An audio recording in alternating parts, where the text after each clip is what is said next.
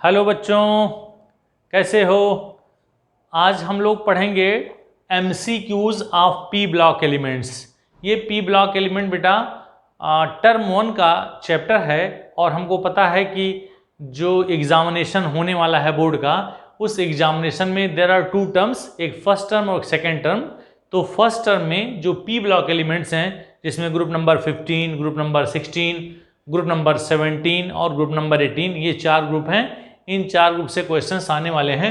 तो today we will discuss the MCQs जो बहुत इंपॉर्टेंट हैं, जो आने वाले एग्जामिनेशन के लिए बहुत इंपॉर्टेंट है। तो आज हम इस MCQ के बारे में डिस्कस करेंगे। MCQs क्या क्या होगा बेटा, आइए देखते हैं। पी ब्लॉक एलिमेंट्स का मतलब मैंने आपको बता दिया, nitrogen family, oxygen family, hydrogen family and last one क्या था बेटा, इनर्ट गैस एलिमेंट्स। ठीक है, तो आइए क्वेश्चंस स्टार्ट करते हैं। क्वेश्चन कह रहा है a black compound of manganese reacts with a halogen acids to give greenish yellow gas. When excess of this gas reacts with the NH3 and unstable trihalide is formed. In this process the oxidation state of nitrogen changes from। हम options लिख दे रहे हैं बेटा। पहला question जो था, इसके 4 options हैं। पहला दिया है -3 to +3, फिर दिया है बेटा B, फिर दिया है C, फिर दिया है D। इसमें दिया है -3 to 0 और C में दिया है बेटा -3 to +5 और ये दिया है 0 to -3, 0 to -3। ये सारे ऑप्शंस दिए गए हैं। लेट अस सी कि क्या ये क्वेश्चंस कह रहा है। पहले क्वेश्चंस फिर से देखेंगे। अ black compound of manganese reacts with, manganese का जो ब्लैक कंपाउंड होता है बेटा, ये क्वेश्चन है। इस क्वेश्चन पे हम लोग डिस्कस करेंगे। यहाँ देखिए क्वेश्चन क्या होगा। क्वेश्चन कह रहा है मैग्नीज का एक कंपाउंड है जिसे हम manganese dioxide which is of black colour. Manganese reacts with the hydrogen acid. अगर ये HCl से रिएक्ट कर लेता है तो जो कंपाउंड बनेगा क्या बनेगा, MnCl2 और प्लस Cl2 और प्लस H2O। गौर से देखेंगे, MnCl2 plus Cl2 plus H2O।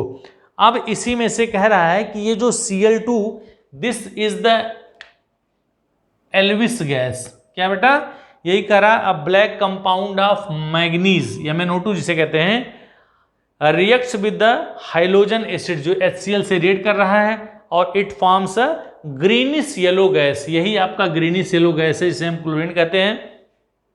When excess of this gas reacts with the NH3 to form the trihalide. आइए देखते हैं।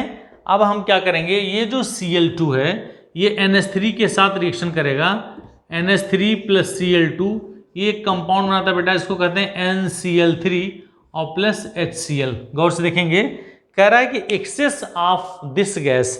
एक्सेस ऑफ दिस गैस का मतलब अगर हम इसको बैलेंस करें बेटा तो यहाँ लिखेंगे 3HCl, तो ऑक्सीजन 6 हो, अरे क्लोरीन 6 हो गया, तो यहाँ लिखेंगे 3 2 और 6, एक नाइट्रोजन और 3 हाइड्रोजन बैलेंस हो गया। अब हमारे पास ये कह रहा है कि ये जो ये कंपाउंड बना और यह कंपाउंड बना, इस कंपाउंड में नाइट्रोजन का ऑक्सीडेशन स्टेट क्या होगा, यही आपको इसमें खोजना है। तो चलिए देखते हैं। NH3 में नाइट्रोजन का जो ऑक्सीडेशन स्टेट होगा वो क्या होगा बेटा, हाइड्रोजन का ऑक्सीडेशन स्टेट +1 होता है, तो यहाँ इसकी वैल्यू हो जाएगी -3 और यहाँ Cl का मतलब होता है -1, तो इसकी वैल्यू हो जाएगी +3। Try to understand. अगर जिनको ऑक्सीडेशन स्टेट नहीं निकालने आता है उनके लिए मैं बता दे रहा हूँ, x + 3 × +1 = 0, तो x + 3 = 0, x = -3। यहाँ हमने लिखा -3, इसमें निकालना बेटा तो हो गया x + 3 × -1 which is equal to 0, x - 3 = 0, x +3। तो यहाँ हमने लिख दिया +3। तो हमारे पास जो आंसर आया बेटा वो -3 से +3, तो this is the correct answer. I hope understood. ठीक है, क्वेश्चन क्या कह रहा था कि एक काले रंग का मैग्नीज का कंपाउंड है, जब वो है हाइड्रोजन क्लोराइड से रिएक्ट करता है तो एक एल्विस गैस बनती है। नहीं दे रहा है कि कौन सी गैस, एल्विस गैस, इसमें क्लोरीन गैस होगी। यह क्लोरीन गैस जब एक्सेस में अमोनिया के साथ रिएक्ट करेगा तो एक कंपाउंड बनाता है ट्राईहैलाइड, और ये कंपाउंड होता है NCl3। तो तो इसमें इस नाइट्रोजन से इस नाइट्रोजन के कंपाउंड बनने में जो उसके ऑक्सीडेशन स्टेट में चेंजिंग होगी वह क्या होगा, यही बताना था, which is equal to -3 to +3। इसी चैप्टर से रिलेटेड क्वेश्चन है बेटा, आपको जानना होगा, जो बीच बीच में इससे रिलेटेड क्वेश्चन आएंगे मैं आपको बता दूंगा। NH3 + Cl2, यहाँ एक और रिएक्शन मैं लिखने जा रहा हूँ, इसको समझने की कोशिश करें। NH3 अगर Cl2 से रिएक्शन करेगा तो एक कंपाउंड और देता है N2 + NH4Cl। ध्यान देंगे, यह एक और रिएक्शन है। NH3 + Cl2 gives N2 + NH4Cl, NH3 + Cl2 gives NCl3 + HCl। ध्यान से देखना बेटा, इसमें इसका 3 मॉलिक्यूल्स है और इसका 1 मॉलिक्यूल्स है। जब इसको बैलेंस करेंगे बेटा, तो इसको बैलेंस करेंगे तो आइए बैलेंस करके बता भी देते हैं कि what is the difference between this one. ये हो गया बेटा 6n और यहाँ हो गया हमारे पास 6 2 8 नाइट्रोजन 8 नाइट्रोजन और क्लोरीन 6 हो गया, क्लोरीन 3। आपने देखा यहाँ अमोनिया वाज इन एक्सेस और आपने यहाँ देखा क्लोरीन वाज इन एक्सेस। तो in excess of chlorine it gives NCl3 और in excess of ammonia it gives nitrogen and ammonium chloride. तो ये रिएक्शन इसी से रिलेटेड था, इसलिए मैंने आपको बता दिया। ओके बच्चों, अब हम बात करते हैं नेक्स्ट क्वेश्चन की। आइए, ये पहला MCQ था जो बहुत ही इंपॉर्टेंट था। अब हम दूसरे MCQ की बात करेंगे, इसको मैं मिटा दूं फिर मैं आपको समझाता हूं बेटा। आज हम लोग डिस्कस करने वाले हैं केवल और केवल MCQs which is based on P block elements. जो सारे क्वेश्चंस जो हैं, तमाम आपको क्वेश्चंस बेटा बहुत मिल जाएंगे, तमाम बुक्स हैं, तमाम चैनल्स हैं, मेनी मोर आर देयर। लेकिन ये जो मैंने आपके लिए लाया है, जिसे हम बहुत ही इम्पॉर्टेंट MCQs कहते हैं, ये एग्जामिनेशन के पॉइंट ऑफ व्यू से नहायत ही इम्पॉर्टेंट है, तो don't try to miss it. हो गया बेटा। अब अगला क्वेश्चन कहता है, बहुत अच्छा क्वेश्चन है, कहता है which of the following is not tetrahedral in shape. 4 options दिए गए हैं। पहला है NH4 यानी अमोनियम आयन है बेटा। दूसरा कह रहा है SiCl4 है। तीसरा है बेटा SF4 है और चौथा है बच्चों SO4 2-। ये 4 ऑप्शंस हैं और इसमें कह रहा, फिर से मैं क्वेश्चन रिपीट करूंगा, which of the following is not tetrahedral in the shape. इन चारों में से कौन सा ऐसा मॉलिक्यूल है जो टेट्राहेड्रल नहीं है। देखिए बेटा, अमोनियम आयन है, सिलिकॉन टेट्राक्लोराइड है, सल्फर टेट्राफ्लोराइड है और सल्फेट आयन है। इसमें से अगर हम देखें तो क्या कह सकते हैं कि इसका जो सेंट्रल मेटल आइटम होगा वो नाइट्रोजन होगा, इसका सेंट्रल मेटल आइटम सिलिकॉन होगा, इसका सेंट्रल मेटल आइटम सल्फर होगा, इसका सेंट्रल मेटल आइटम सल्फर होगा। अगर हम इसके स्ट्रक्चर की बात बस फटाफट बता दूं, 1 2 3 4 ये H होगा। अगर हम इसके स्ट्रक्चर की बात करें तो देखेंगे इसके जो नाइट्रोजन है ये इसका स्ट्रक्चर होगा, सिलिकॉन के साथ 1 2 3 4 Cl हमने दिखा दिया। आप कैसे कहोगे कि इसका आंसर क्या होगा, और इसका स्ट्रक्चर होगा बेटा 1 along with 1 lone pair of electron. ठीक है, यहाँ EF है बच्चों। और SO4 में अगर हम इसका स्ट्रक्चर देखें तो इसका स्ट्रक्चर ऐसे बनेगा। ठीक है, अब आपने देखा, जरा ध्यान से देखिए, इसमें इसका टेट्राहेड्रल स्ट्रक्चर कौन नहीं होगा। इसमें जो सेंट्रल मेटल आइटम है सारे electrons are involve into the bond formation. इसमें भी सारे बॉन्डिंग इलेक्ट्रॉन्स हैं, इसमें भी सारे बॉन्डिंग इलेक्ट्रॉन्स हैं। केवल और केवल SF4 में 1 लोन पेयर ऑफ इलेक्ट्रॉन है, तो therefore its structure is not tetrahedral. Actual में इसका स्ट्रक्चर जो होता है वो सीसा स्ट्रक्चर होता है। तो हमारा आंसर होगा SF4। क्या होगा, out of these molecules which structure is not tetrahedral, तो आपका आंसर होगा SF4। ठीक है, चलिए नोट करिए फटाफट, इधर भी देखते रहें बोर्ड की तरफ, इधर उधर ना झांकें। Now I am going to discuss the next question. हो गया बेटा, इसको तब तक आपको मौका देते हैं आप इसको नोट कर सकें। नेक्स्ट क्वेश्चन हम आपको बताएंगे। फिर कह रहा बेटा विच ऑफ द फॉलोइंग, आइए आपको समय मिल गया पर्याप्त। अब नेक्स्ट क्वेश्चन देखते हैं, which of the following compound are peroxo acids of the sulphur. 4 options हैं, इन चारों ऑप्शंस के बारे में पहले मैं आपको ऑप्शंस लिखता हूं, फिर मैं क्वेश्चन फिर से दोहराता हूं। पहला कह रहा है बेटा, पहला है H2SO5,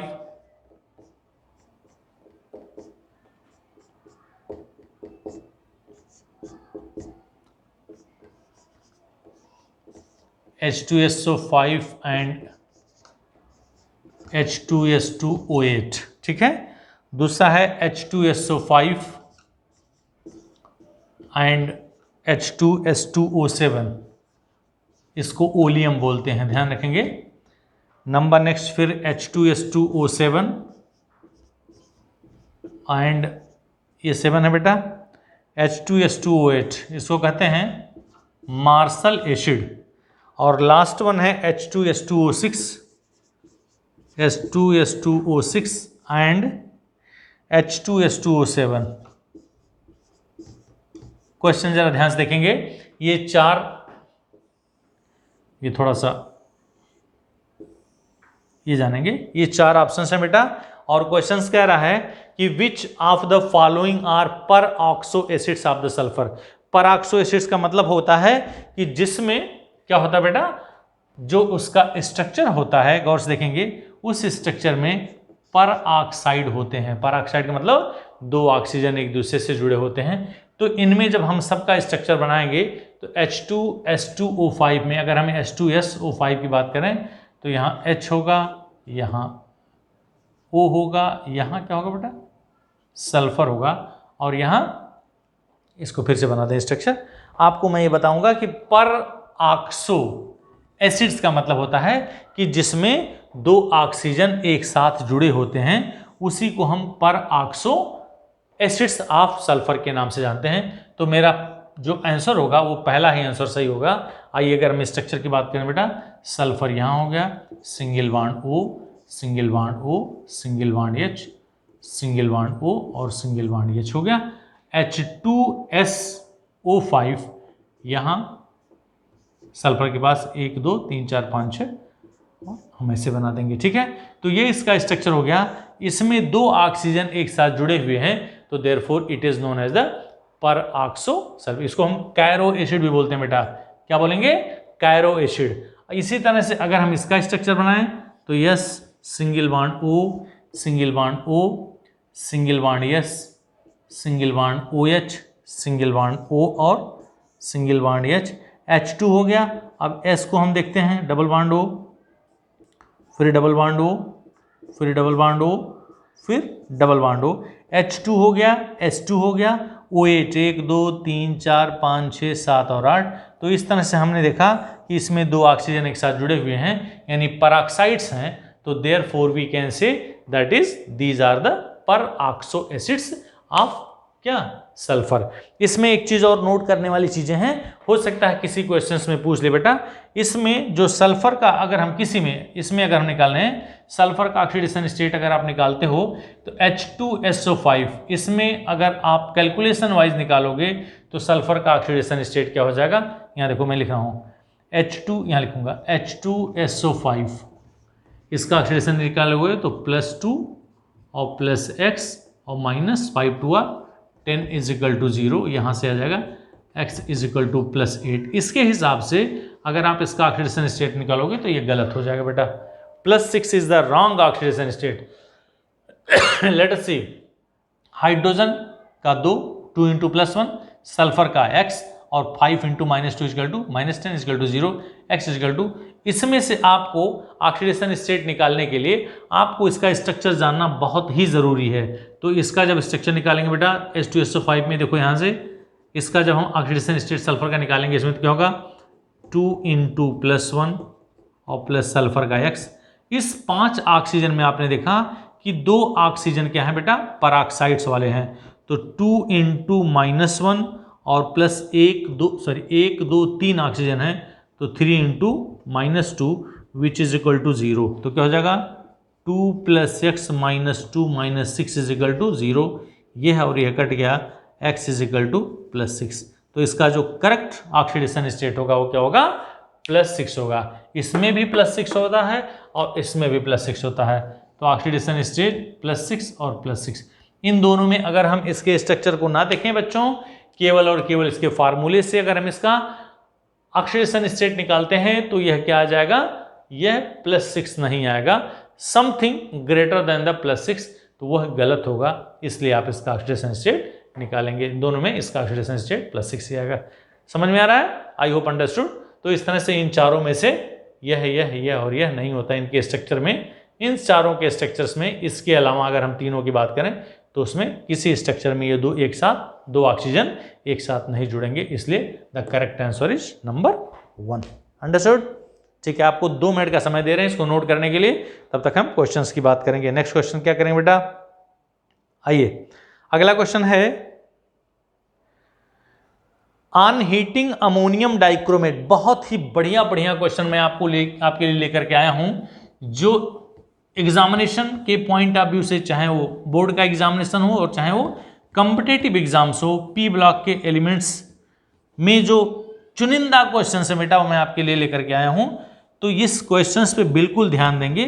हम आपको क्वेश्चंस लिखते हैं और उसका एक्सप्लेनेशंस भी आपको बताने की कोशिश करते हैं। चलो बेटा, क्वेश्चन कह रहा है कि on heating ammonium dichromate and barium azide, 2 चीजें हैं, हमको अमोनियम डाइक्रोमेट हीट करना है, NH4 होल ट्वाइस Cr2O7, एक तो इसको हीट करना है, और बेरियम एजाइड का फार्मूला होता है बेटा BaN3 होल ट्वाइस। गौर से देखेंगे इनको हीट करने पर क्या मिलेगा एजाइड सेपरेटली। तो 4 ऑप्शंस नहीं दिया रहे हैं, लिखा है N2 in both case, N2 in both cases. दूसरा कह रहा है बेटा N2 and NO, N2 and NO, एक में N2 बनेगा दूसरे में NO बनेगा। तीसरे में कह रहा है बेटा N2O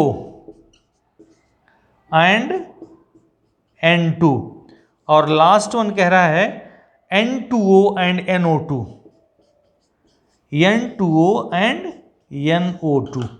देखिए ध्यान से, क्वेश्चन पहले देखिए फिर हम आंसर की बात करते हैं बच्चों। कह रहा है अमोनियम डाइक्रोमेट और बेरियम एजाइड बोलते हैं इसको, इन दोनों को हीट करने पर इसमें से क्या आंसर सही होगा। तो सबसे पहले जब इसको हीट करेंगे बेटा तो बनेगा N2 और प्लस क्रोमियम ऑक्साइड Cr2O3 और प्लस H2O। गौर से देखेंगे, और इसको जब हम हीट करते हैं, ये छोटे छोटे रिएक्शंस आप बिल्कुल ध्यान रखेंगे, ये बनेगा बेटा N2 और प्लस बेरियम बाहर हो जाएगा। अगर इसको बैलेंस करना हो तो 3N2 कर देंगे, ठीक है। और इस तरह से हमने देखा कि N2 बन गया और N2 बन गया, तो हमारा पहला वाला ऑप्शन सही होगा कि N2 in the both cases. तो ऑन हीटिंग अमोनियम डाइक्रोमेट या ऑन हीटिंग बेरियम एजाइड बोलते हैं इसको, ठीक है। इन दोनों को हीट करने पर हमें पहला वाला ऑप्शन ही मिलेगा। देखिए NO कहीं नहीं मिल रहा है, N2O कहीं नहीं मिल रहा है, या NO2 कहीं नहीं मिल रहा है, इसका मतलब option number 1 is correct. Understood? बिल्कुल नजरें कहाँ, स्क्रीन तो मैं नहीं कह सकता बेटा, नजरें व्हाइट बोर्ड पे, इधर उधर आपको अपनी निगाहें नहीं फेरनी है, बिल्कुल क्वेश्चंस पे ध्यान रखिए, ठीक है। अब इसी क्रम में बेटा आगे हम नेक्स्ट क्वेश्चन देखते हैं। आपको क्वेश्चंस देख करके बिल्कुल लग रहा होगा कि ये बिल्कुल इंपॉर्टेंट क्वेश्चंस हैं, जो आपके एग्जामिनेशन के पॉइंट ऑफ व्यू से बहुत ही इंपॉर्टेंट है बेटा। अगला क्वेश्चन हम देखते हैं। अगला क्वेश्चन कह रहा है बेटा इन द प्रिपरेशन ऑफ, बहुत ही अच्छा क्वेश्चन, ये एम्स में को पूछा गया क्वेश्चन है, तो ऐसा नहीं कि केवल बोर्ड के प्रिपरेशन के लिए क्वेश्चंस हैं, ये कॉम्पिटिटिव एग्जाम्स के लिए भी एम्स में पूछा गया क्वेश्चन है। In the preparation of HNO3, nitric acid के प्रिपरेशन में we get nitric oxide gas by catalytic oxidation of ammonia. Ammonia के कैटालिटिक ऑक्सीडेशन से हम नाइट्रिक ऑक्साइड बनते हैं, प्राप्त होते हैं। The moles of NO produce by oxidation of the moles of NH3। देखिए क्वेश्चन मैं आपको समझाऊंगा, पहले ऑप्शंस लिख दूं।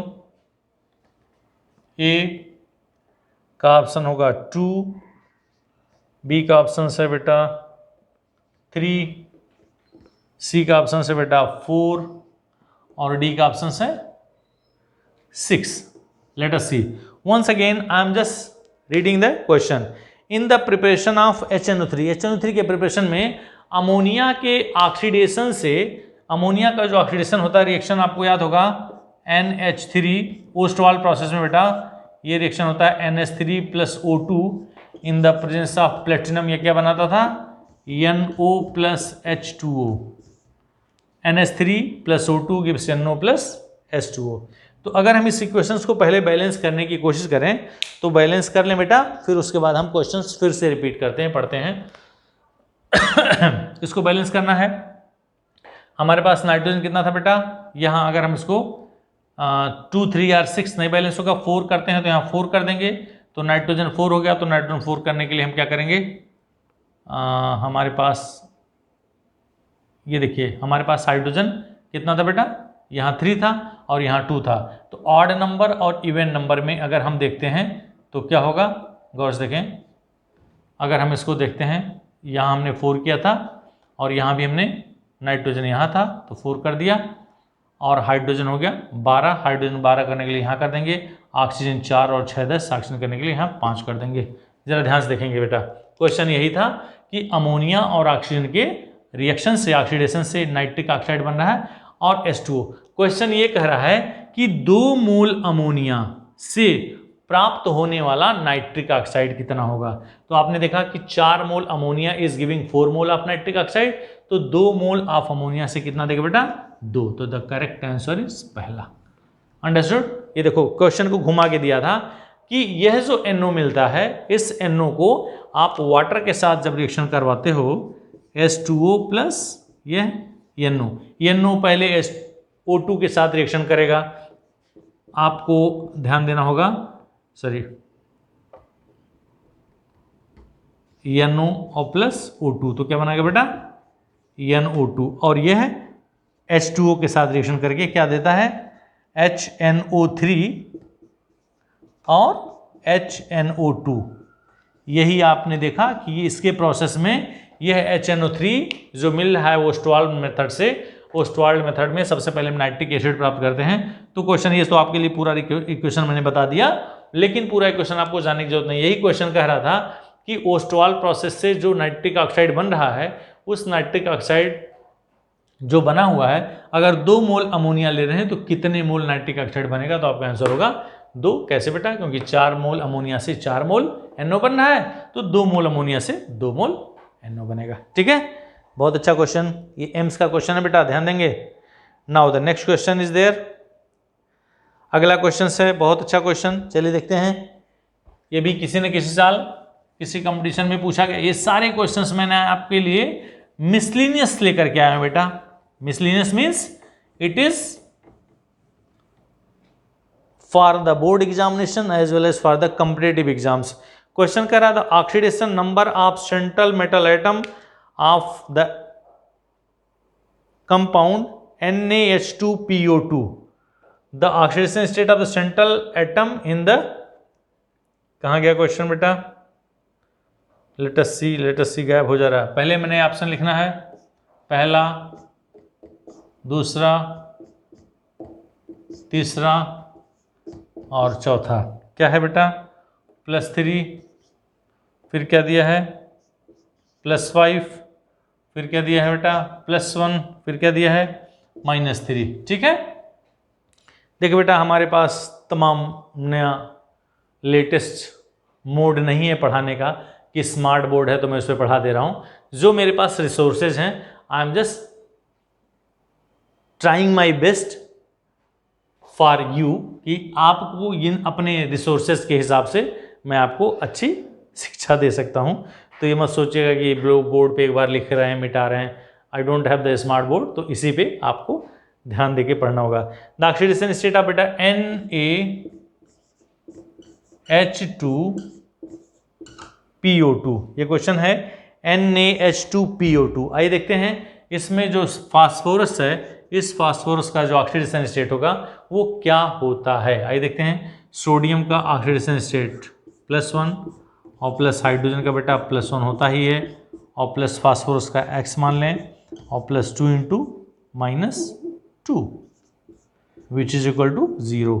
तो 1 + 2 और +X - 4 is equal to 0।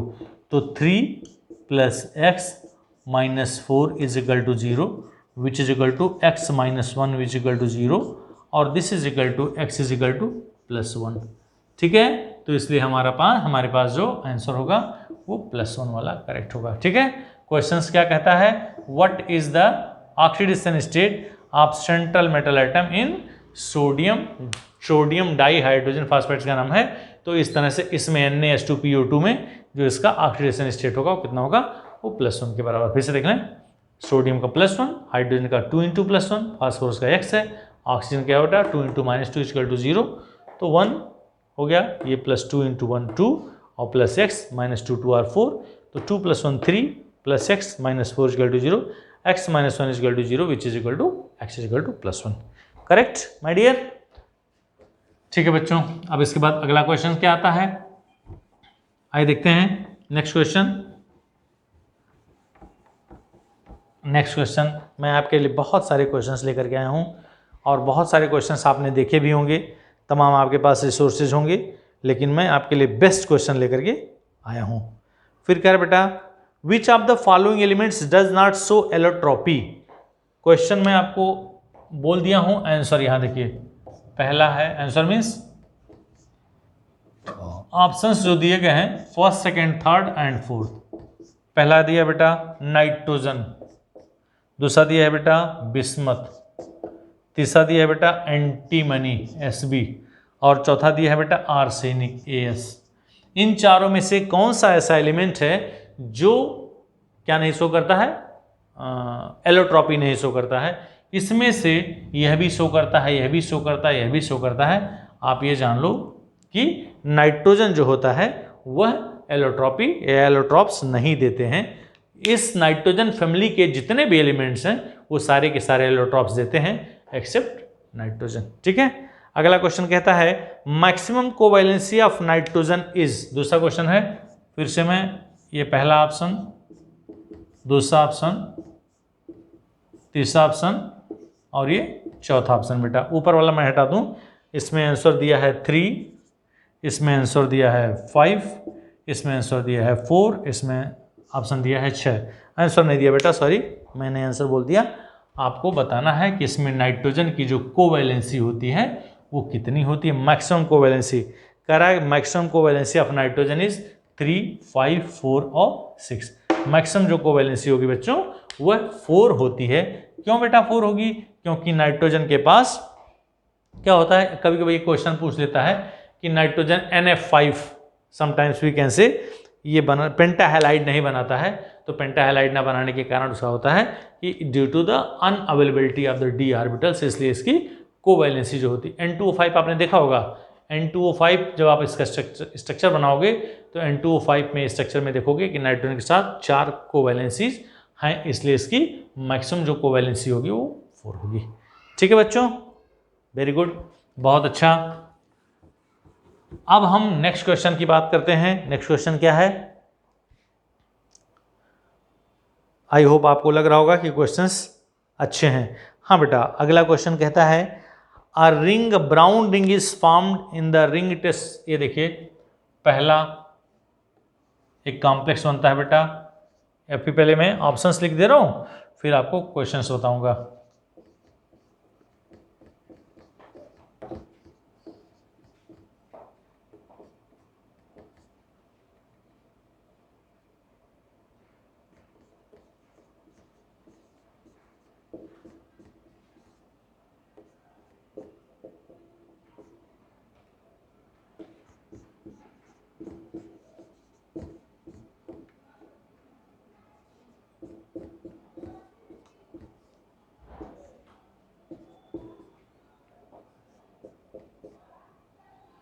These are the options बेटा।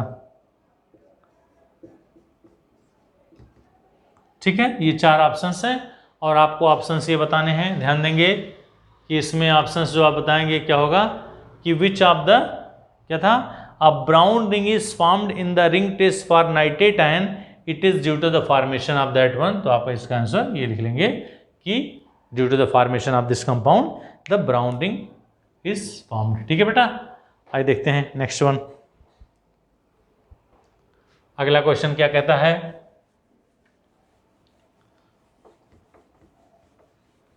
आइए नेक्स्ट क्वेश्चन क्या कहता है बेटा, करा कि द, बहुत अच्छा, विच of the following acids form 3 series of salts. 3 options फिर मैं लिखने जा रहा हूं, 4 ऑप्शंस। पहला है H3PO2, क्वेश्चन मैं अभी बताऊंगा। दूसरा क्वेश्चन है बेटा, दूसरा ऑप्शन है H3BO3, तीसरा ऑप्शन है H3PO4 और चौथा ऑप्शन है बच्चों H3PO3, H3PO3। बिल्कुल निगाहें मेरी तरफ ध्यान से देखेंगे, ये 4 ऑप्शंस दिखाई दे रहे हैं और क्वेश्चंस कह रहा है which of the following acids form 3 series of salts. इसमें से कौन सा ऐसा मॉलिक्यूल है जो 3 सीरीज सॉल्ट्स का दिखाई बना सकता है, उसको हमें जानना होगा। आइए देखते हैं क्या इसका ऑप्शंस हो सकता है बेटा। अगर हम क्यों 3 तरह का सॉल्ट बनाएगा बेटा, हम सबसे पहले ये देखेंगे कि ये चारों के चारों क्या हैं, एसिड्स हैं और इनकी बेसिसिटी होगी। तो अगर हम इसकी बेसिसिटी की बात करें, H3PO3 PO2 में इसकी बेसिसिटी 1 हो गई। H3BO3 एक्चुअल में यह वीक मोनोबेसिक एसिड होता है तो बेसिसिटी 1 कह लेंगे। इसकी बेसिसिटी क्या होगी बेटा 3 और इसकी बेसिसिटी क्या होगी,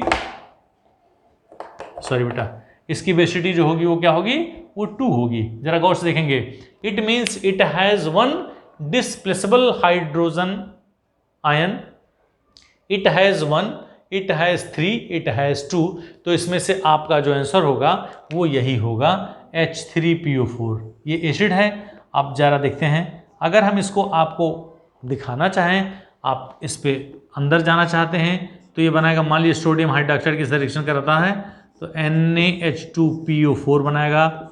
अगर फिर सोडियम हाइड्रोक्साइड के साथ रिएक्शन करेंगे बेटा तो Na2HPO4 बनाएगा और फिर फाइनली ये बना देता है Na3PO4।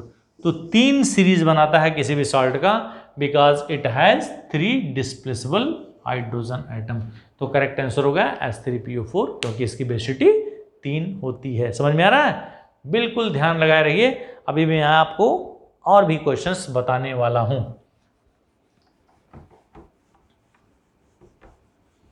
ये सारे के सारे questions, once again I am repeating, I have brought these important questions for you only, for your examination, either board examination or your competitive examination.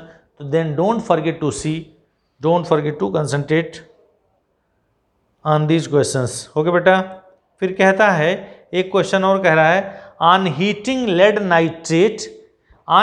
lead nitrate forms oxides of nitrogen and lead.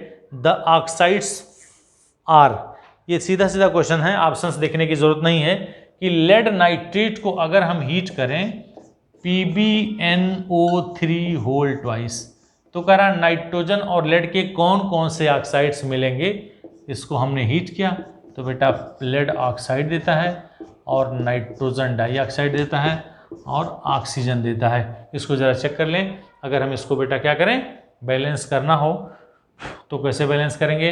अगर हम इसको balance करें, मान लो यहाँ लिख दें 2PbNO3 whole twice, तो यहाँ क्या हो जाएगा बेटा, ये हो जाएगा 2Pb, क्योंकि 2 लेड था 2 लेड कर दिया, नाइट्रोजन हो गया 2 दूनी 4, इसको 2 बड़ा बना दें तो 2 2 और 4, इसको लिख देंगे 4।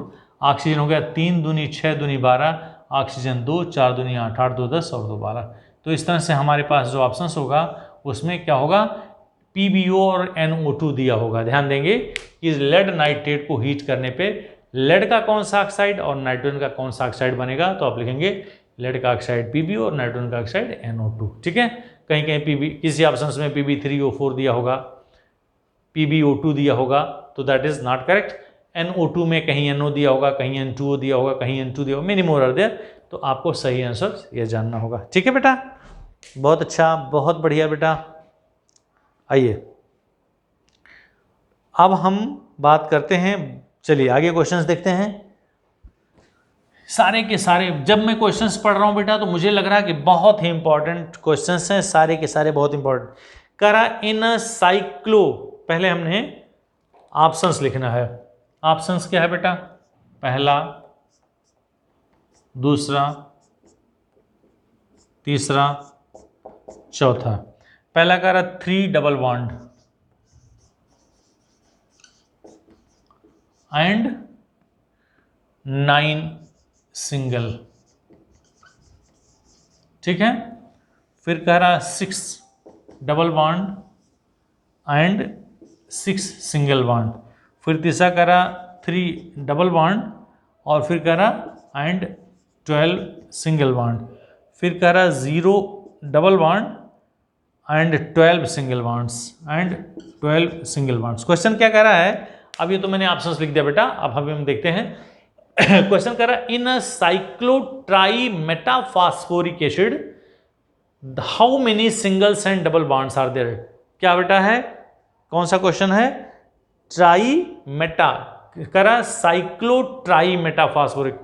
तो ट्राई मेटाफॉस्फोरिक, सबसे पहले हम मेटाफॉस्फोरिक एसिड का फार्मूला जानते हैं HPO3 का होल एन, इसको कहते हैं मेटाफॉस्फोरिक एसिड। तो साइक्लोट्राई मेटाफॉस्फोरिक एसिड का अगर हम स्ट्रक्चर देखें, जब तक हम इसका स्ट्रक्चर नहीं जान पाएंगे तो हमें किसका स्ट्रक्चर बनाना है बेटा? HPO3 का होल थ्राइस, इसको कहते हैं साइक्लोट्राई मेटाफॉस्फोरिक एसिड और इसका स्ट्रक्चर साइक्लिक होता है। आइए देखते हैं इसके स्ट्रक्चर की बात।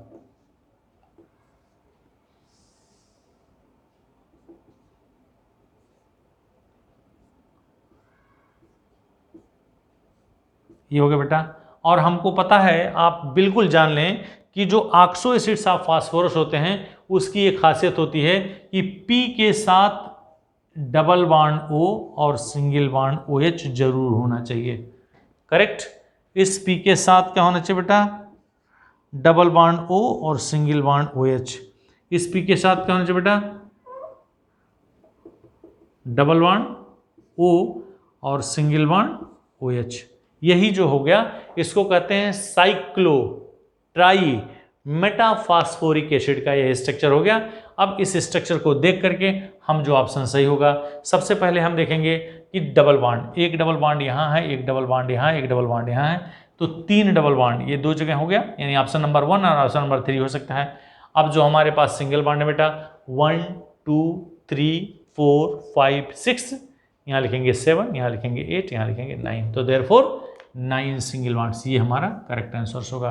फिर से ध्यान देंगे, this is HPO3 whole thrice का, इसको कहते हैं साइक्लोमेटाफॉस्फोरिक एसिड, और इसका जो स्ट्रक्चर होगा ऐसे बनेगा। अगर हम HPO3 होल एन, अगर हम इसका स्ट्रक्चर बनाए बेटा, तो इसको अगर आपने नोट कर लिया हो, ध्यान दीजिए, हैव यू कंप्लीटेड? अगर आपने ये नोट कर लिया है तो मैं आपको इसका स्ट्रक्चर बनाने की कोशिश करता हूँ। इसका स्ट्रक्चर कैसे बनेगा, इस क्वेश्चन से इसका रिलेशन नहीं है बेटा, इसका आंसर आपने देख लिया कि 3 double bond and 9 single bond are bond, लेकिन अगर इसका स्ट्रक्चर पूछ लिया जानने के लिए तो कैसे करें बेटा? इसका देखो, इसकी बेसिसिटी कितनी हो सकती है? What should be the basicity of this one? एक डिस्प्लेसेबल H यहाँ है, एक डिस्प्लेसेबल H यहाँ है और एक डिस्प्लेसेबल H यहाँ है, तो इसकी बेसिसिटी क्या होगी? 3, ठीक है। आइए, अगर हम इसकी जगह पे ये बनाते हैं नीचे वाला, तो नीचे वाले का स्ट्रक्चर कैसे बनेगा?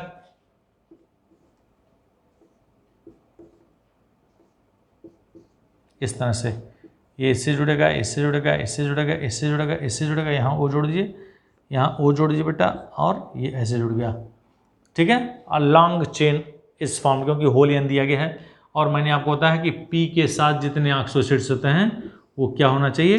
डबल बॉन्ड और OH अवश्य होना चाहिए। एक P डबल बॉन्ड O और एक सिंगल बॉन्ड OH, और एक P डबल बॉन्ड O और एक सिंगल बॉन्ड OH। देखिए कितना आसानी से इसका स्ट्रक्चर बन गया। तो हमने कहा कि दिस इज द स्ट्रक्चर, आप ऐसे बढ़ता चला जाएगा क्योंकि HPO3 होल एन है। तो मेटाफॉस्फोरिक एसिड का फार्मूला ये, और मेटाफॉस्फोरिक स्ट्रक्चर का स्ट्रक्चर ये, और इसको क्या बोलेंगे? साइक्लोट्राई मेटाफॉस्फोरिक एसिड, जिसके स्ट्रक्चर में हमने देखा 3 single bond and 3 double bond and 9 single bonds were there. Okay बच्चों, समझ में आ रहा है? मजा आ रहा है पढ़ने में? MCQs, अगर आपने इतना MCQs कर लिया तो मैंने केवल यहाँ MCQs नहीं बताया बेटा, MCQs के साथ साथ उससे रिलेटेड जो भी क्वेश्चंस बन सकते हैं उस क्वेश्चंस को भी मैंने बताया। अच्छा, अगर हमने पूछा कि बेटा इसकी बेसिसिटी क्या होगी, तो एक P के साथ एक डिस्प्लेसबल OH लगा हुआ है, तो therefore we can say the basicity of this one is only and only 1। ठीक है, बहुत बढ़िया बेटा। आइए देखते हैं नेक्स्ट क्वेश्चन। अब अगला क्वेश्चन कहता है which of the following elements can be involve in P pi D pi bonding. फिर से मैं लिखूंगा P pi and D pi bonding. कौन सा ऐसा एलिमेंट है जिसमें ये बॉन्डिंग इन्वॉल्व होता है? Options are there. ऑप्शंस आपके स्क्रीन पे, ठीक है, नजरें स्क्रीन पे। हम इसको बेटा स्क्रीन ही कह लेंगे, मजे मत लीजिएगा, इसको आप स्क्रीन ही बोल दो, मैं ही बोल रहा हूँ तो मैं कहता हूँ कि नजरें स्क्रीन पे। तीसरा होगा फास्फोरस और चौथा होगा बेटा बोरान। ये चार ऑप्शंस दिया गया है। क्वेश्चन क्या कहता है कि विच out of which 4 element which element is forming P pi D pi bonding. चलिए बेटा, कार्बन का एटॉमिक नंबर 6 होता है, इलेक्ट्रॉनिक कॉन्फ़िगरेशन सॉरी 2 और 4, इलेक्ट्रॉनिक कॉन्फ़िगरेशन 2 4 होगा। नाइट्रोजन का बेटा 7 होता है 2 5, फास्फोरस का होता है 2 8 5 और इसका होता है 2 और 3। एटॉमिक नंबर के बेस पे मैंने लिख दिया, इसका एटॉमिक नंबर 6 7 15 और इसका 5 होता है। तो हमने देखा 2 4 2 5 और 2 3 ओनली 2 सेल्स आर देयर, लेकिन इसमें जो होता है उसमें 3 सेल हैं, 1s2 2s2 2p6 3s2 and 3p3। हमारे पास 3d ऑर्बिटल अवेलेबल हैं, हमारे पास 3d ऑर्बिटल्स अवेलेबल हैं, तो हमें कह सकते हैं in phosphorus vacant d orbitals are there, तो देयरफॉर यही p और d पाई बॉन्डिंग में पार्टिसिपेट करेंगे। ये नहीं करेगा, ये नहीं करेगा, ये नहीं करेगा, क्योंकि वह इनके पास d ऑर्बिटल, इनके आउटर सेल में वैकेंट d ऑर्बिटल्स नहीं हैं, तो कह सकते हैं due to unavailability of the d orbitals this and this they will not participate into the p pi और d पाई बॉन्डिंग। करेक्ट, बहुत अच्छा। देखिए कितना अच्छा अच्छा क्वेश्चन मैं आपके लिए लेकर गया हूं। नेक्स्ट, अब अगला क्वेश्चन है, इसको मिटाया जाए। नेक्स्ट क्वेश्चन, कुछ क्वेश्चंस दिए गए हैं बेटा और इस ऑप्शंस में क्वेश्चन पूछ रहा है। पहले मैं ऑप्शंस लिखने की कोशिश करूंगा, then I will tell the question. Question क्या कह रहा है, which of the following pairs of ions are isoelectronic and isostructural. पहला ऑप्शन है carbonate ion and nitrate ion, दूसरा है chlorate ion and CO3 ion, तीसरा है बेटा sulphite ion SO3 2- and nitrate ion and nitrate ion, और चौथा option है बच्चों chlorate ion and sulphite ion SO3 2-। ध्यान देंगे, कह रहा है which of the following pairs of ions are isoelectronic and isostructural. इसमें से कौन सा आइसो इलेक्ट्रॉनिक और आइसो स्ट्रक्चरल है बेटा? आइसो इलेक्ट्रॉनिक और आइसो स्ट्रक्चरल कैसे जानेंगे? सब जो भी आयंस दिए गए हैं, जो भी रेडिकल्स दिए गए हैं, उनके नंबर ऑफ इलेक्ट्रॉन्स आप क्या करोगे? ऐड करोगे। नंबर ऑफ इलेक्ट्रॉन्स अगर सेम है तो आइसो इलेक्ट्रॉनिक्स कहलाते हैं। आइए देखते हैं, ध्यान से देखेंगे बेटा। कार्बन का एटॉमिक नंबर 6 होता है, तो 6 का मतलब हो गया 6 इलेक्ट्रॉन्स। ऑक्सीजन का एटॉमिक नंबर 8 होता है, तो 8 3 24, ठीक है, और प्लस 2 इलेक्ट्रॉन यहाँ माइनस के फॉर्म में लिखा है, तो ये हो गया बेटा। तो कुल मिला के कितने हो गए? दिस इज इक्वल टू 24 6 30 और 2 32। इस पे आ जाते हैं बेटा सेकंड वाले पे। नाइट्रोजन का एटॉमिक नंबर 7, तो 7 इलेक्ट्रॉन्स। ऑक्सीजन का 8 8 3 24, ठीक है, और 1 इलेक्ट्रॉन यहाँ माइनस के फॉर्म में लगा है, तो 24 6 30 और 1 31, यानी 24 6 30 31 और 32। बहुत अच्छा, तो हमारे पहले ऑप्शंस में ही हो गया कि इसके इलेक्ट्रॉन सेम हो गए, तो क्या यह आइसो इलेक्ट्रॉनिक होंगे? एक तो मिल गया आइसो इलेक्ट्रॉनिक, आइसो स्ट्रक्चरल का मतलब होता है ये जो कार्बोनेट आयन और नाइट्रेट आयन है बेटा, ये सारे के सारे क्या हैं, प्लेनर हैं, एक ही प्लेन में पाए जाते हैं, तो इनका जो स्ट्रक्चर होगा वह प्लेनर होगा। ठीक है, तो हमारे पास जो पहला ऑप्शन था वो सही हो गया, बाकी पे दिमाग लगाने की जरूरत नहीं है। हमने देख लिया कि 32 इलेक्ट्रॉन यहाँ, 32 इलेक्ट्रॉन यहाँ और ये दोनों प्लेनर हैं, तो देयरफॉर फर्स्ट इज करेक्ट। ठीक है, बाकी सब में आप क्लोरीन और कार्बन में डिफरेंस आ गया due to d orbitals s और n में, इन दोनों में इलेक्ट्रॉन सेम नहीं होंगे, इसमें इलेक्ट्रॉन्स अगर सेम भी हो जाते हैं तो प्लेनर यानी आइसो स्ट्रक्चरल नहीं होंगे, तो करेक्ट आंसर इज नंबर 1। ठीक है बच्चों, वेरी गुड, बहुत अच्छा। देख लो फिर से, जब नंबर ऑफ इलेक्ट्रॉन सेम होते हैं तो आइसो इलेक्ट्रॉनिक, और जब स्ट्रक्चर सेम होते हैं मतलब एक ही प्लेन में हो तो उसको हम प्लेनर कहते हैं, या हम ये देखेंगे कि वह कितने प्लेन में है या किस टाइप का स्ट्रक्चर देता है। ठीक है, तो correct answer was number first option बेटा। अब आगे देखते हैं कि और क्या कितने क्वेश्चंस बने हैं। बहुत अच्छे। अब इन MCQs के अलावा मैं आपको कुछ क्वेश्चंस बताने की कोशिश कर रहा हूं, और वह क्वेश्चंस हैं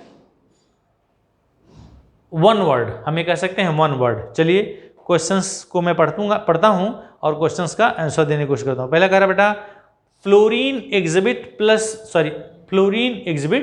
-1 oxidation state whereas other halogen exhibit +1, +3, +5 and +7।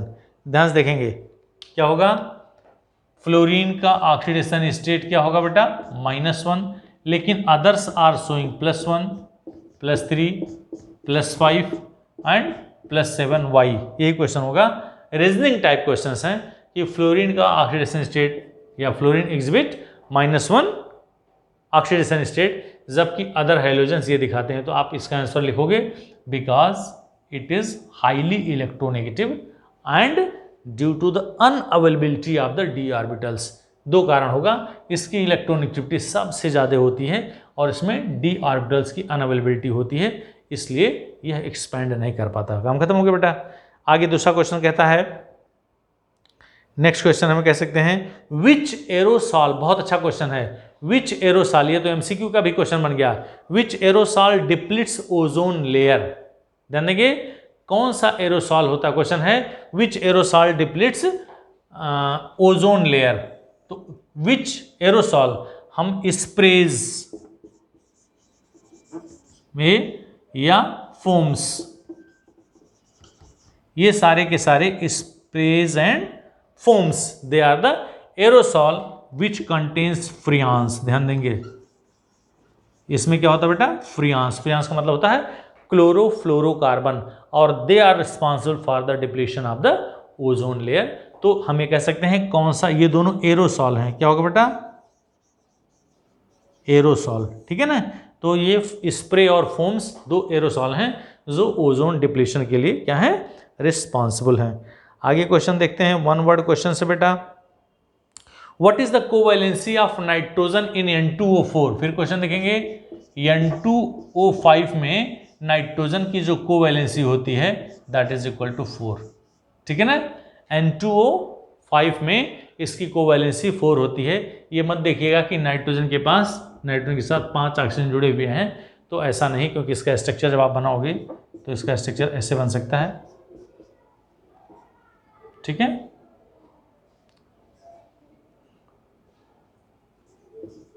Negative positive और यहाँ निगेटिव और ये पॉजिटिव। अब क्या बन गया बेटा, हमारे पास इस टाइप से हमने इसका स्ट्रक्चर दिखा दिया, तो हम ये कह सकते हैं कि it is showing the +4 covalency. अब अगला क्वेश्चन देखते हैं बच्चों, बहुत अच्छा क्वेश्चन आने वाला है, आइए देखते हैं। इसका क्वेश्चन है कि व्हाट हैपेंस व्हेन, एक रिएक्शन दिया गया है कि what happens when C2H5Cl, C2H5Cl क्या होगा जब यह KOH के साथ रिएक्शन करेगा।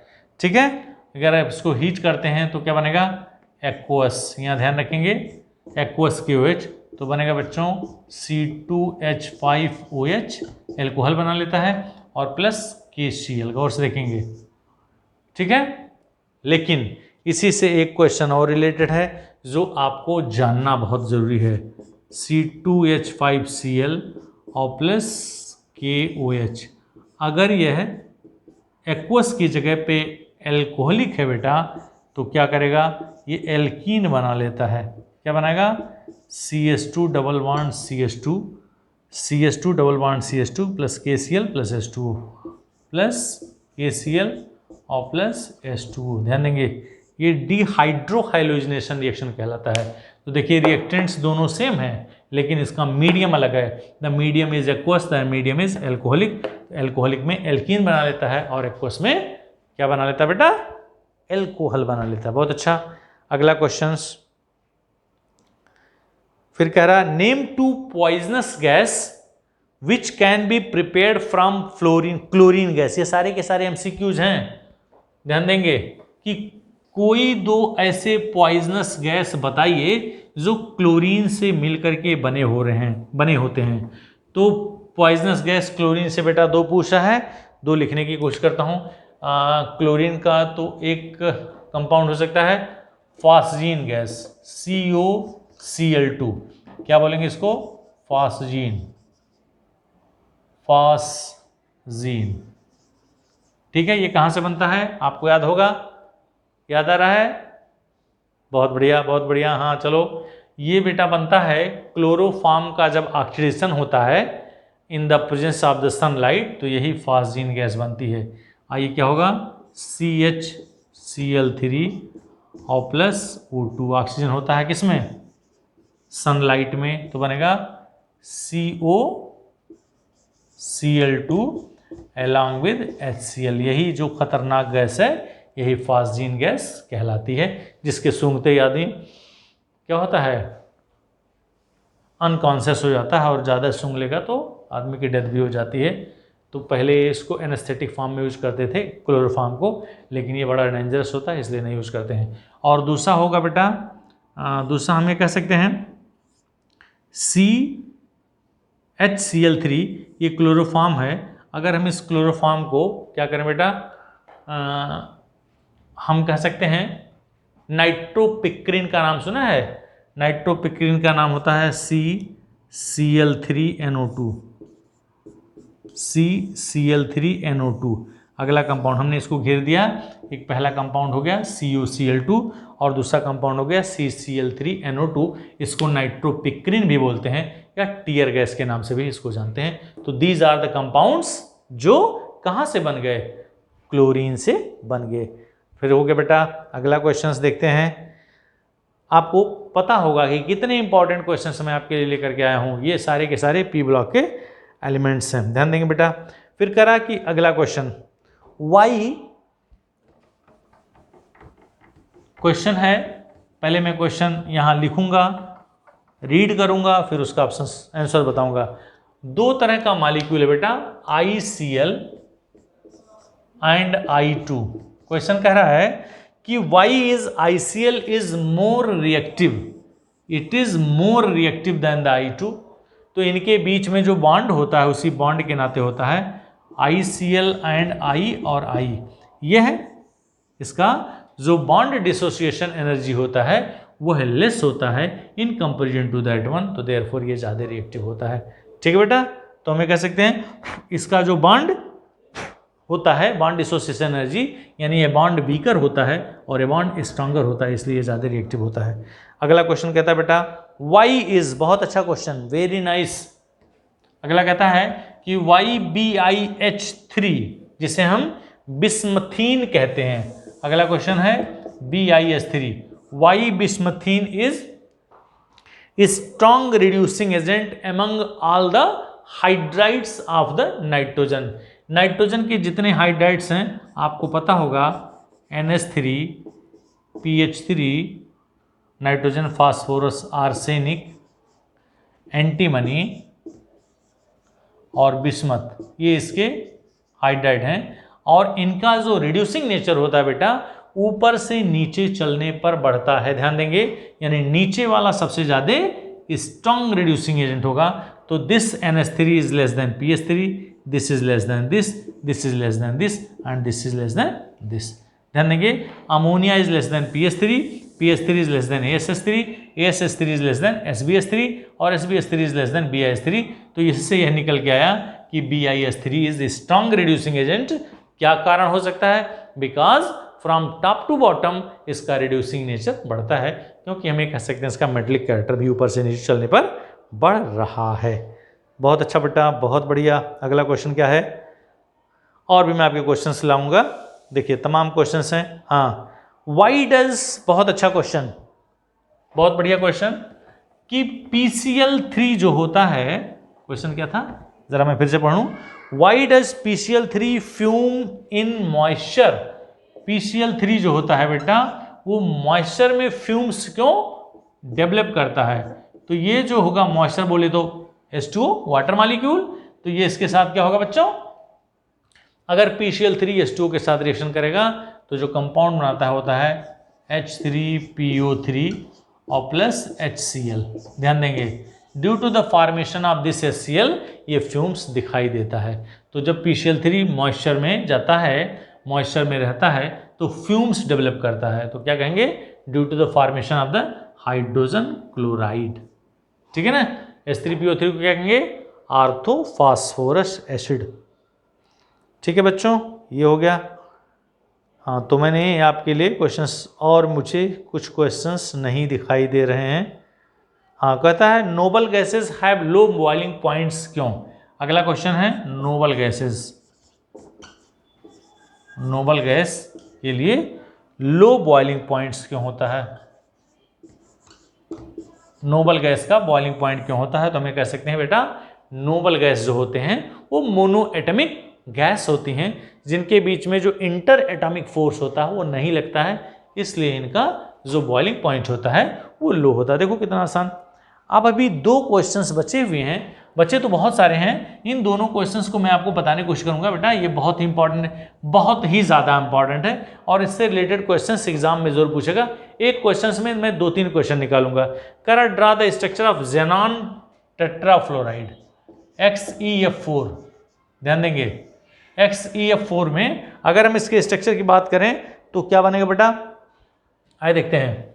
ज़ेनॉन Xe, ज़ेनॉन का जो एटॉमिक नंबर होता है helium, neon, argon, krypton, xenon और रेडॉन, इसका एटॉमिक नंबर 54 होता है बेटा। इसके आउटर मोस्ट शेल में हमको पता है 8 इलेक्ट्रॉन होते हैं, बिकॉज इट इज क्या है? Inert gas element. तो 8 इलेक्ट्रॉन होंगे बेटा। तो 8 इलेक्ट्रॉन कैसे शो करेंगे? 4 है, 1 2 3 4। एक फ्लोरीन यहाँ हो गया, दूसरा फ्लोरीन यहाँ हो गया, तीसरा फ्लोरीन यहाँ हो गया और चौथा फ्लोरीन यहाँ हो गया। एक लोन पेयर ऑफ इलेक्ट्रॉन एक यहाँ और एक लोन पेयर ऑफ इलेक्ट्रॉन यहाँ, इसका स्ट्रक्चर होगा। इस लोन पेयर ऑफ इलेक्ट्रॉन के कारण ये ऐसे इसके अंदर दिखा लीजिए और ये ऐसे। ठीक है, ये इसका स्ट्रक्चर होगा। तो इसमें पूछेंगे कि what should be the structure, या इसका शेप क्या होगा और इसकी शेप या ज्योमेट्री क्या होगी, या इसमें कौन सा हाइब्रिडाइजेशन होगा, या इसका स्ट्रक्चर कैसे बनेगा। क्वेश्चन फिर मैं ऐसा देख रहा हूँ कि क्वेश्चन में क्या कह रहा है, क्या पूछा? हाँ, draw the structure of XeF4 molecule. तो इस तरह से हमने देखा कि XeF4 में ज़ेनॉन के साथ कितना इलेक्ट्रॉन बेटा? आउटर मोस्ट शेल में 8 electron, correct one. Helium, neon, argon, krypton, xenon और रेडॉन। और हमने देखा 1 2 3 4 5 6 7 8, और ज़ेनॉन के साथ कितने फ्लोरीन लगे हैं? 1 2 3 4। और कुल मिला के बेटा इसका हाइब्रिडाइजेशन क्या होगा? कुल कितने सिंगल बॉन्ड बन रहे हैं? 1 2 3 4 और 2, इसको भी हम एज्यूम करते हैं फॉर फाइंडिंग द हाइब्रिडाइजेशन, तो 6 हो गया। तो इसमें sp3d2 कौन सा हाइब्रिडेशन पाएगा बेटा? sp3d2। ठीक है ना? और जो इसका शेप होगा वो स्क्वायर प्लेनर होगा। क्या होगा? Square planar. ठीक है, स्क्वायर प्लेनर। आइए देखते हैं जरा, क्वेश्चन यही था या कुछ और था? हाँ, क्वेश्चन कहता है draw the structure of xenon tetrafluoride. तो हमने इसका स्ट्रक्चर बना दिया बेटा, और स्ट्रक्चर के बेस पे 1 2 3 4 हमने देख लिया, और इसका जो हाइब्रिडेशन होगा वो sp3d2 होगा। Correct one. अगला क्वेश्चन देखते हैं, चलिए देखते हैं।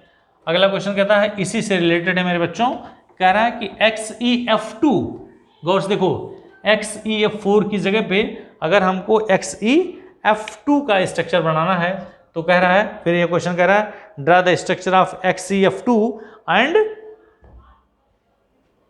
Hybridisation as well as the geometry of that one. तो XeF2 का क्या बनेगा बेटा, Xe हो गया, और अगर हम ऐसे और ऐसे, एक F यहाँ हो गया, एक F यहाँ हो गया, और 6 इलेक्ट्रॉन होता है तो 2 2 4 और 2 6। हमने देख लिया कि जो शेप बनेगा वो इस टाइप से इसका शेप बनेगा।